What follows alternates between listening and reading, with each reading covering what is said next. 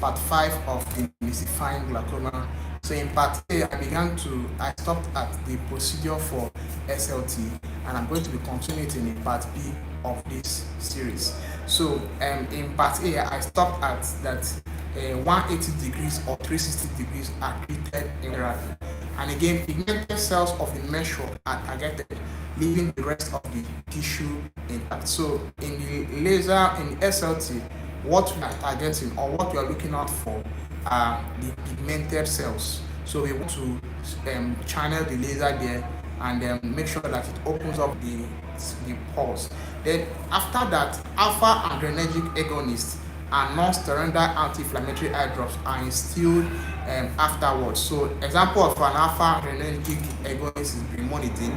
So we instill brimonidine afterward, and again a non-steroidal anti-inflammatory eye drops are instilled afterwards. So this is to make sure that there is no spike in pressure.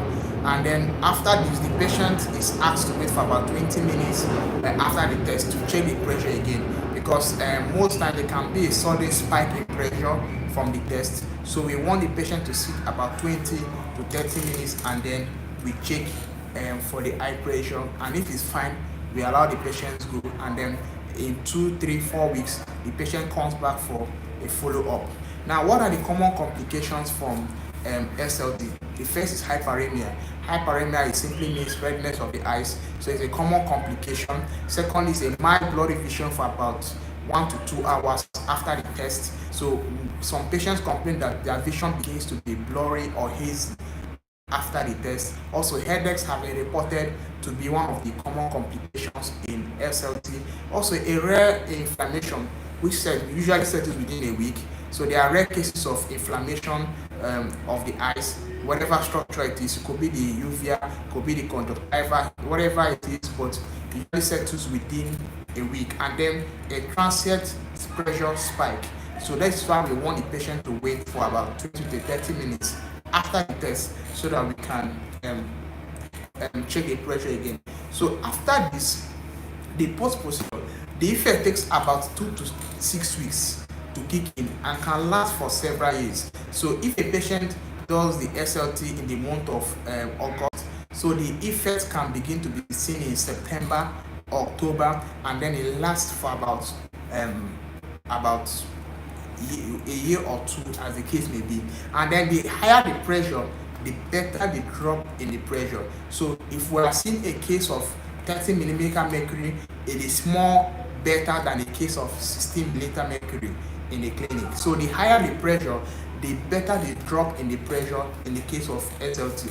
The average drop in pressure is about 5.5 millimeter mercury, and again, it is not effective for pressure below 16 millimeter mercury. So when a patient has an eye pressure of 16 millimeter mercury upon entering the clinic, it is not best for such kind of patients, and the procedure can be repeated after 6 months if need be. So after 6 months, the patient can come again from probably maybe 180 was done, and after 6 months another 180 can be done, depending on the case in view. And then the patient continues with their glaucoma medications until the next appointment, which is usually 5 to 6 weeks. So after doing the test, the patient is not counseled to stop their medications. They continue their medications till about 5 to 6 weeks, and then after that, the doctor who is on ground will now let them know how to stop and when to stop their medications for glaucoma. So what are the benefits of SLT? One, it comes handy as a combination therapy with drugs or alternative when drugs fail. There are some cases whereby some patients, we keep on treating them with glaucoma, and yet there seems to be no drop in the pressure. You change from from brimonidine, for instance, to latanoprost to timolol. You just try different cases, and yet there seems to be no drop in pressure. SLT is good for such kind of patients, and again, it is flexible and can be repeated if necessary. So SLT is not a rigid test. It's not a test that is so rigid. It is flexible and can always be repeated. It is best for non-compliant patients or patients that are intolerant to glaucoma medication. There are patients who forget to use their medications because of maybe their schedule or the nature of their drug, or they just forget. And again, there are patients who do not tolerate glaucoma medications. Every time they steal it, they complain of itchy sensation, dryness. You've supplemented them with artificial tears, they still complain of this. They are not just comfortable. SLT is a good option for them. And again, it causes no harm to the surrounding tissues. So it is just a stiff laser. It goes straight to the trabecular meshwork, and it causes no harm to the structure. So do not be afraid that it might affect your cornea, your iris. No, it's not. It doesn't affect such surrounding tissues, and it improves the quality of life and avoids complications associated with drugs. A lot of drugs have side effects, so those complications can be bypassed when we use SLT. It is suitable for patients who can't use eye drop due to their work demands or health reasons. For instance, people who are drivers who will have to drive through long distance, you might find out that they might not even be opportune to be able to have a rest and put their eye drops. So SLT is good for such kind of people.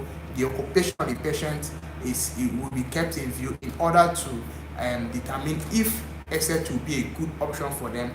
And again, it avoids the option of trabeculotomy and its complications. So because we don't want to go to this to a greater form, which is trabeculotomy, SLT is a good alternative. So this is just a brief one on the management of glaucoma.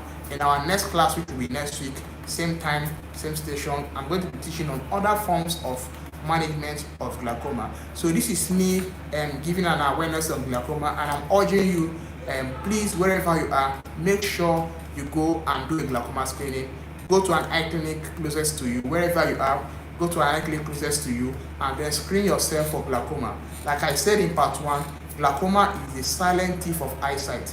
Most times it doesn't have any symptom, it doesn't show any sign. You only notice it when so much percentage of your vision has been lost. So do well to call your doctor today, book an appointment, and make sure you follow it up. Thank you, and God bless you. I hope to see you next week.